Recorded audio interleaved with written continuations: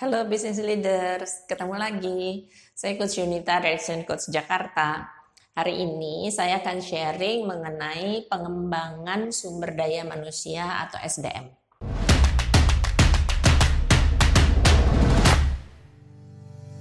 Oke, selalu pertanyaannya dari para pebisnis adalah, apa benar Coach saya harus berinvestasi untuk men-training atau mendevelop tim saya gitu.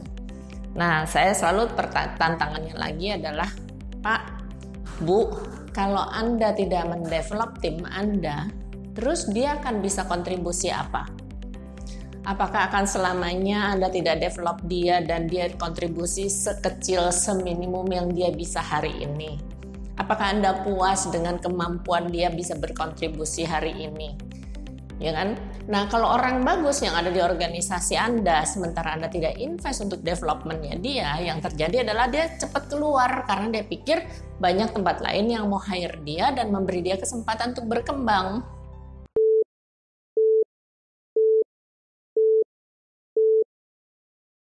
Selama ini banyak pemilik bisnis yang datang ke saya dengan berbagai permasalahan bisnis yang kesannya buntu. Namun setelah kita mendiskusikannya dan menemukan akar masalah, ternyata banyak alternatif solusi yang dapat dipilih untuk menyelesaikan masalah-masalah tersebut. Kali ini saya membuka 2 slot konsultasi gratis untuk 2 orang pertama dengan cara klik link di kotak deskripsi. Sementara kalau kita karyawannya banyak yang keluar, biaya rekrutnya jadi banyak karena kita harus rekrut lagi dan rekrut lagi. Kinerja secara keseluruhan tim menjadi rendah karena setiap kali ada orang baru datang, belajar lagi, dan waktu Anda yang terbuang untuk investasi mengajarkan yang baru untuk bisa sampai ke tahap produktivitas itu terbuang banyak biaya, ya kan? Belum lagi kekalahan-kekalahan lain atau dua-duanya kalah. Sebagai karyawan dia juga kalah dalam artian dia tidak mendapatkan kesempatan untuk bertumbuh. Sebagai perusahaan juga kalah karena kalau timnya nggak bertumbuh, perusahaannya juga sulit untuk berkembang. Ya, jadi sebenarnya tujuan pengembangan SDM ini adalah mengoptimalkan potensi. Potensi siapa? Kalau secara individu adalah potensi si karyawan tersebut, ya kan? Nah, sementara kalau secara tim adalah potensi tim untuk menghasilkan lebih. Dan secara organisasi adalah potensi organisasi untuk berkembang, ya. Berkembang, ambil opportunity yang ada di luar sana. Memperbesar pasar yang Anda bisa kuasai. Oke, jadi kalau ngomong pengembangan ini adalah pengembangan dari masing-masing individu Anda sesuai dengan kapasitasnya masing-masing. Ya, dan kalau kita bagi-bagi pengembangan itu ada beberapa model. Misalnya ada satu untuk pengembangan bagaimana dia bisa membantu kontribusi lebih kepada perusahaan, ya kan? Nah, dengan dia dikembangkan secara individu, dia bisa kontribusi lebih, dikasih tanggung jawab lebih, nah hingga secara perusahaan bisa punya kinerja lebih bagus lagi. Yang kedua adalah pengembangan kemampuan teknikalnya seseorang. Kalau pengembangan kemampuan teknikalnya terjadi, dia secara teknis bisa mengerjakan lebih baik, lebih cepat, dan lebih akurat. Dengan sendirinya produktivitas secara individu atau secara tim akan jadi meningkat. Yang ketiga adalah pengembangan jangka pendek seseorang, ya, bisa mengerjakan pekerjaannya mencapai target sesuai target yang dicanangkan atau yang disepakati bersama. Yang keempat ada pengembangan jangka panjang. Dilihat dari setiap orang atau orang-orang bagus Anda punya potensi bisa dikembangkan sampai mana. Bahkan sampai memimpin tim-tim yang ada di bawahnya. Yang kalau memang perusahaan Anda juga memang berkembang, tentunya dia juga punya kesempatan berkembang. Kedua belah pihak, ya. Nah, kemudian dengan demikian dia juga punya kesempatan untuk mengembangkan karir. Kalau karirnya meningkat, dengan sendirinya dia bisa berkontribusi lebih kepada organisasi. Anda pun bisa memberi apresiasi lebih hingga kedua-duanya menjadi bagian-bagian yang menang, ya, secara di dalam. Itu adalah tujuan dari development, sehingga semua pihak potensinya jadi naik untuk ngambil potensi pasar yang lebih besar. Oke, kemudian kalau kita mau lihat bagaimana sih caranya mengembangkan orang, ya karena banyak cara untuk mengembangkan orang. Orang ada yang dikembangkan untuk kemampuan teknisnya, orang ada yang dikembangkan untuk perilaku atau etos kerjanya. Kok yang tadinya belum disiplin jadi disiplin, itu juga bagian dari pengembangan.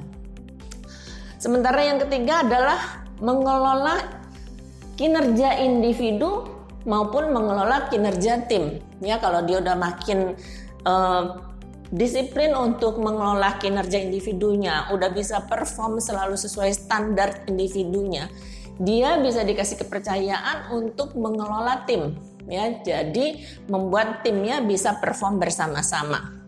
Ya, nah kemudian juga area pengembangan yang lainnya ada pengembangan kepemimpinan, mulai dari kemampuan memimpin diri, punya motivasi dari dalamnya sendiri, kemudian ingin mencapai tujuan, dia udah mulai punya tujuan individunya.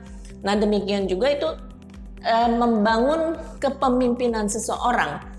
Ketika dia udah mulai tumbuh kepemimpinan individunya, kita bisa mulai memberinya tanggung jawab atau mengembangkannya untuk menjadi pemimpin tim. Ya, jadi itu area-area pengembangan. Lalu opsi pengembangan ada apa aja? Tentunya opsi pengembangan juga banyak, bukan semata-mata training. Ya, training adalah hanya salah satu opsi untuk pengembangan. Ya. Karena training itu cocok untuk membangun kemampuan teknis. Misalnya kemampuan saya mereparasi komputer atau mereparasi perangkat yang ada di kantor yang dijual oleh kantor sebagai service gitu ya kan. Nah kemampuan teknis ini bisa dimulai dengan training. Training di sini adalah belum tentu training classroom. Bisa training online di mana dibuat ada videonya, lihat orang mengerjakannya, dia mulai mengerjakannya. Ya, jadi training pun formatnya bisa macam-macam. Bisa penugasan, ya. Jadi itu bagian dari development. Ditugaskan untuk coba belajar, kasih benda rusak atau barang rusaknya untuk coba diperbaiki.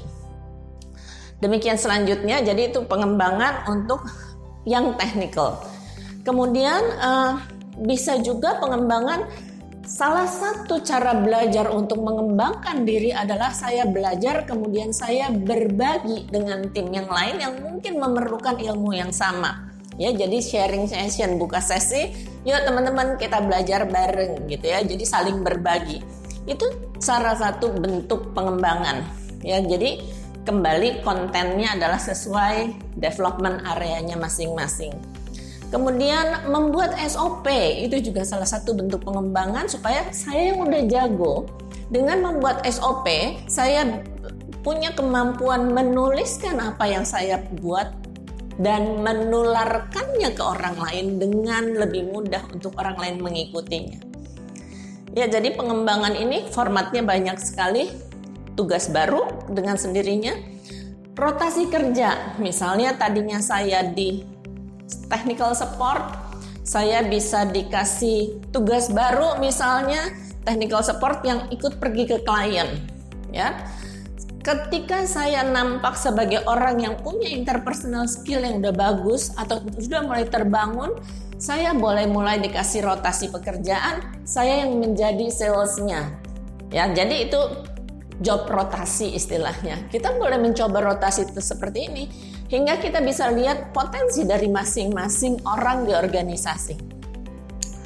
Nah dari situ bentuk pengembangan juga bisa dengan konseling ya, yang udah berhasil membantu yang sedang belajar untuk bisa mampu mengerjakan seperti yang saya kerjakan. Ya, dengan konseling artinya saya membantu orang lain untuk jalan sampai posisi saya dengan cara yang saya lalui kemarin. Ya, bisa juga zaman sekarang lebih seru lagi ada yang namanya coaching. Jadi atasan perlu mengcoaching bawahannya supaya mulai terbangun kreativitas berpikir, optimisme untuk mencari solusi, dan selalu melihat segala sesuatu ada solusinya. Ya, jadi bagaimana seorang manajer atau seorang atasan perlu mempelajari ilmu bagaimana mengcoaching bawahannya. Ya, jadi sekarang lagi marah banget ilmu yang namanya yuk atasan belajar mengcoaching bawahannya. Ya, jadi itu pun dilakukan. Jadi banyak banget metode-metode untuk pengembangan karyawan. Nggak harus selalu ngambil dari source dari luar, kecuali Anda nggak punya di dalam. Tapi kalau masih ada di dalam, bisa satu dengan yang lain sambil mengisi, sambil membantu mengembangkan satu dengan yang lain. Yang pastinya, kita pastikan setiap atasan punya 2 atau 3 orang yang diidentifikasi paling siap untuk menggantikan posisinya. Ya, itu kan bagus banget untuk latihan mengembangkan tim. Ya, kembali lagi tergantung etos kerja yang ada di organisasi. Ya, keterbukaan ini menjadi kata kunci untuk kerjasama dan sama-sama mau membantu pengembangan satu dengan yang lain. Ya, jadi banyak banget keuntungan dari mengembangkan sumber daya manusia ini. Karena kalau mereka tumbuh, dia akan mendorong perusahaan untuk tumbuh. Secepat mereka tumbuh, secepat itu juga perusahaan untuk tumbuh.